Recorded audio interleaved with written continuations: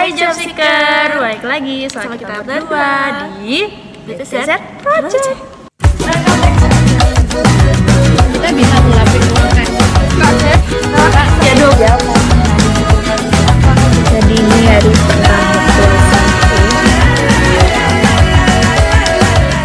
Kali ini kita kedatangan tamu spesial. Enggak sih, enggak spesial. Jadi kali ini kita mau tanya-tanya seputar dunia housekeeping. Yay. Sekarang kita sudah kedatangan Mas Denny selaku apa Pak? Selaku housekeeping. Ya. Coba Mas perkenalan. Nama saya Denny. Saya bekerja sebagai supervisor housekeeping. Wow. Saya mulai menjadi supervisor housekeeping selama kurang lebih 3 tahun. Wow. Lama ya Mas? Dan saya bekerja di departemen housekeeping kurang lebih sekitar 6 tahun. Wow. Senior ya. Perlu kita tahu housekeeping itu apa sih? Kayak ngapain aja sih? job desk-nya. Kalau ngomongin job desk dari housekeeping adalah secara simpel adalah membersihkan seluruh area hotel maupun dan area luar ataupun area dalam, baik office, kamar, koridor, lobby dan lain-lainnya. Jadi seluruh area hotel yang jadi tidak hanya membersihkan seluruh area hotel, tapi juga memperindah, mempercantik area hotel. Jadi bisa menata dekor, menata tanaman biar tampak hotel lebih indah dan lebih nyaman untuk dilihat Dan ditempati. Betul. Terus Mas Dan, aku mau nanya, kan biasanya housekeeping ini kan biasanya orang dulu housekeeping, masa harus housekeeping. Nah, kalau Mas Dani sendiri itu kenapa milih pekerjaan ini? Gitu. Sebenarnya mulai dari sekolah dulu sih lebih suka di departemen housekeeping karena ya suka bersih-bersih juga. Oh, berarti memang dari awal sekolah itu udah di planning kayak waktu SMK kan penjurusan kan? Iya. Berarti emang ngambil perhotelan. Iya. Tapi lebih condong ke departemen housekeeping. Iya, ke housekeeping karena dulu waktu sekolah sih waktu ditaruh di departemen lain seperti F&B itu kurang Nyaman. berkembang, kurang nyaman juga. Nggak minat Iya, gitu. kurang minat. Kayak bukan passion gitu ya Mas Ya, ya? bukan passion juga. Jadi ya lebih fokus ke departemen Housekeeping. housekeeping. Gitu. Seru ya Mas ya? Seru nggak? Nggak seru sih, capek. Oh capek, lebih ke capek. Masalah apa sih yang pernah Mas Dani selama ini temui waktu jadi supervisor housekeeping? Ya banyak sih masalah yang ada di housekeeping seperti komplain, seperti ada barang-barang yang rusak, barang yang hilang, Ketinggalan. itu yang menjadi kendala di housekeeping ya enggak di sini aja tapi juga di semua Perhotelan ya? perhotelan di housekeeping pasti pernah mengalami. Kalau hilang gitu gimana Mas? Apa harus ganti Ganti? rugi atau gimana? Ada prosedurnya sih. Beberapa hotel juga beda-beda prosedurnya. Ada yang juga untuk tamunya nggak dicas karena sudah ada budget tersendiri. Tergantung ya untuk- berarti kayak gitu itu ya. untuk barang yang hilang dan rusak. Tapi kebanyakan sih harus dicas ke tamunya karena itu adalah tanggung jawab kita untuk menjaga barang-barang yang ada di hotel. Jadi harus ada penggantiannya.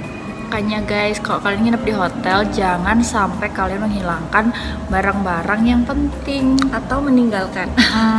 Kalau kalian pengen tahu video yang barang-barang apa aja yang boleh dan nggak boleh, Di kalian bawah. bisa klik di atas ulasan ini. Mas, misalkan ada penemuan barang, nah barang tamu yang tertinggal gitu itu ada masa tenggangnya untuk supaya tamu itu apa maksudnya kayak bisa diambil lagi atau enggak atau gimana?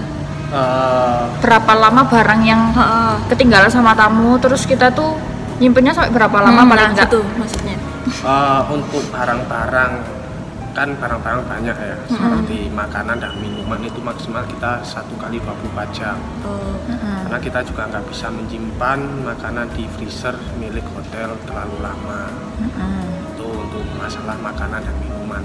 Untuk barang-barang seperti baju, Tas, mainan anak, jaket, kayak tas, gitu tuh, bantal kadang. bantal, banyak ya barang-barang yang sering tertinggal.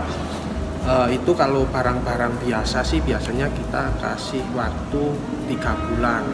Wow, lama ya. Di atas 3 bulan akan kita serahkan ke penemunya.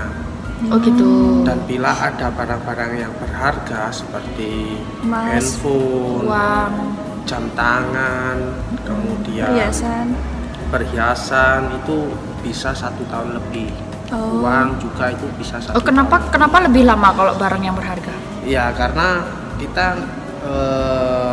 nggak berani untuk mengasihkan ke penemunya, karena itu bila tamunya menanyakan kembali juga nanti kerepotan kalau barangnya nggak ada. Jadi kita kasih jeda yang cukup panjang biar tamu juga merasa nyaman, aman. Tapi emang kayak gitu tuh memang udah ada peraturannya kayak gitu? Iya, ada SOP-nya dan untuk barang yang jedanya 3 bulan, bila ada tamunya menanyakan kembali dan barang itu masih ada di yang menemukan, itu juga bisa-bisa kita kembalikan. Kalau misalnya pas kita udah 3 bulan, terus kita hubungi orangnya, ternyata orangnya tuh nomornya nggak ada, terus barangnya gimana? Prosedurnya enggak gitu sih. Nggak nelfon tamu ya, Mas ya? Kita keep barangnya dan bila tamunya enggak kembali ke hotel ataupun tidak menanyakan ke hotel ya kita nunggu sampai 3 bulan tersebut. Nah, Kalau nggak ada pertanyaan dari tamu ya kita serahkan ke penemunya. Oh, jadi dikasihkan sama yang nemu itu tadi? Iya, tapi kan sebelumnya itu kan kita pastikan waktu pengecekan kamar check-out itu benar-benar barang kalau ada yang tertinggal itu harus segera dilaporkan. Itu yang paling penting. Jadi biar nggak terlalu banyak barang lost and found yang kita simpan di hotel. Baik. Jadi waktu check-out kita harus benar-benar pastikan kalau ada barang tertinggal. Kalau bisa tuh langsung diinfokan kayak gitu. Makanya kenapa kalau di sini ya, kita nggak tahu kalau di hotel lain. Kalau di sini tuh kalau misalnya ada orang check out itu selalu tamunya suruh nunggu. Oke, pertanyaan selanjutnya itu sometimes pernah nggak ngerasain kayak aduh aku capek banget kerja di housekeeping, aku pengen FO aja pernah begitu ya? pernah nggak kayak gitu? Apalagi housekeeping yang gerak kesana kemari. Sering sih merasa seperti itu karena kita juga manusia ya. Manusia apalagi, biasa. Kita bekerja di bagian housekeeping ya pasti sangat-sangat capek, apalagi banyak kamar VIP ataupun kamar-kamar yang harus di prepare khusus, itu yang membuat kita capek, kadang sampai malam harus prepare kamar.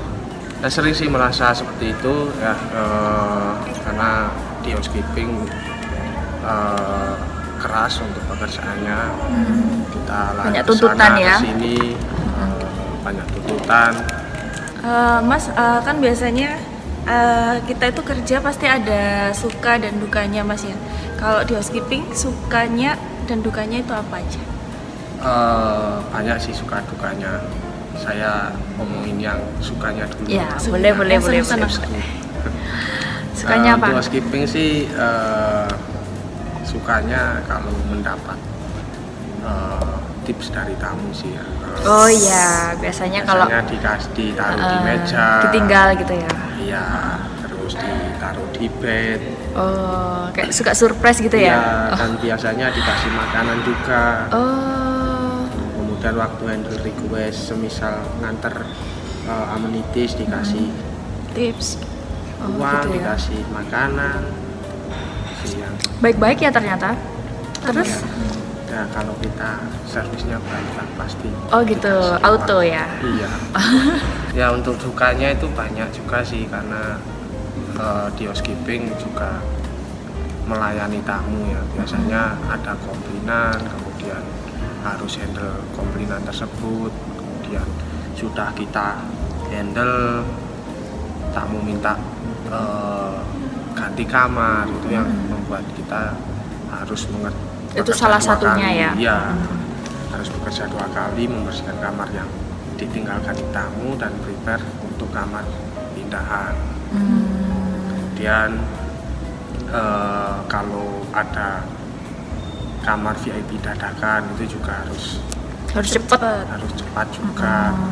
Terus teliti. Prepare-nya harus detail untuk masalah kebersihan, untuk masalah linen-linennya. Banyak sih untuk duka-dukanya. Ya kalau ada grup VIP seperti itu ya kita harus kerja sampai malam sampai selesai. Buat prepare besoknya Iya, gitu ya? biar besoknya kita nggak terlalu berat untuk prepare-nya. Oke.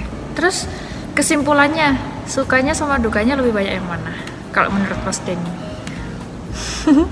Ya pasti sukanya sih. Oh, lebih banyak sukanya. Iya. Berarti happy ya selama ini ya? Kalau nggak, Soalnya ikhlas kalau Mas ya. terlalu banyak duka kan kita juga nggak mungkin di housekeeping Oh terus. iya, nggak Sampai semangat. 6 tahun. Iya. Betul. Oh ya, yang aku pengen tahu juga nih, sama teman-teman pengen tahu juga, itu kalau misalnya di departemen housekeeping itu dia divisinya tuh apa aja, mulai dari yang terbawah sampai yang paling tinggi jabatannya. Mungkin bisa dijelaskan dan disebutkan apa aja. Di hotel sih berbeda-beda ya, tapi ya Oh, tiap hotel beda. ya setiap hotel beda. Semisal kalau biasanya ya kalau di hotel bintang 3 itu paling atas itu kalau nggak supervisor ya housekeeping koordinator. Kalau supervisor aja biasanya atasnya ada RDM. RDM itu? Mas? Itu HOD yang mengepalai FU dan housekeeping. Oh. Kepanjangannya apa Mas? RD. Room Division Manager. Pokoknya ini Ya, itu yang untuk- paling bawah dulu, yang paling Ya, bawah dulu. Itu untuk di hotel bintang 3. Oh, 3. Bintang 4 itu ya paling bawah PA. bukan PA sih, saya sih menganggapnya untuk PA sama room itu hampir sama, ya, sejajar. Jadi ada PA, room boy, kemudian order taker, kemudian supervisor, dan housekeeping manager ataupun IHK. Oh gitu. Ya. Biasanya meskipun ada IHK juga biasanya ada RDM juga, divisi Oh biasanya. manager. Ya. Paling tinggi Jadi RDM ya. fungsinya RDM itu untuk mensinergikan FU dan housekeeping. Ya. Jadi kan yang sering slack itu kan housekeeping Oh, iya. sama FO. Terus satu lagi pertanyaan aku nih, kenapa FO sama housekeeping nggak pernah akur? Kenapa? Kalau menurut Mas Denny nih, kenapa? Menurut saya sih ya Pertama, pertama soalnya titik-titik dari segi FU hanya memandang cepat dan mementingkan tamu ya, itu memang pasti ya, itu memang tugasnya Tuntutan FU, ya, kita tuh soal kayak gitu. tamu. Dan Terus? di sisi housekeeping itu kan juga perlu proses. Kita kan juga manusia ya, ada waktu yang harus dibutuhkan agak lama. Jadi Jadi kita itu nyuruh room boy juga nggak langsung bisa langsung harus selesai ini itu, kan juga kalau terburu-buru pasti banyak yang tertinggal dan pasti akan menimbulkan komplain, kemudian pindah kamar ya jadi double lagi untuk double kerjaan. Takutnya itu ya Mas ya. Iya, dan ini sih menurut saya untuk FU itu nyari enaknya sendiri. Itu tidak benar ya. Ini kita membuat perperangan ya, guys. Ini aja udah mau konflik ya guys. Iya. Ini gimana enaknya? Kan kita itu kan mementingkan tamu ya. Tamu itu nomor karena satu. kita Mas. tuh berhadapan langsung sama orang gitu kan. Kondisinya di depan kan Mas Denny juga nggak tahu kadang ya kan. Kadang orang tuh juga ya pasti minta sat-set buat gitu kan. 2 lawan 1, oke. Nah. Ya tapi kan juga harus mengetahui Tahu Mas, tahu. Kita tahu. di kamar itu seperti apa. Kan pengerjaan kamar paling cepat kan 25 menit ya. Jadi Ya, intinya jadi harus intinya kita tuh harus kayak gimana? Itu Kembali mencari lagi. kamar lain gitu harus. Nah, kan Tapi biasanya kadang- ada request Mas. Split kamarnya gimana? kadang kan Kalau kita memang terlalu menuruti kemauan tamu juga menjadi konflik sama housekeeping. terus Misal ya tamu minta di blok sini tapi FO nurutin tamu di blok sini ya nggak bakalan ketemu. Iya kan kalau misalnya kita langsung ketemu sama orang kan pasti dia mintanya tamu adalah raja gitu. Jadi kita tuh mementingkan requestnya dulu. Terus orang-orang yang tanpa request baru nanti kita terakhirin kayak gitu prosesnya. Jadi yang tanpa request itu Mas bisa dipindah ke blok mana saja.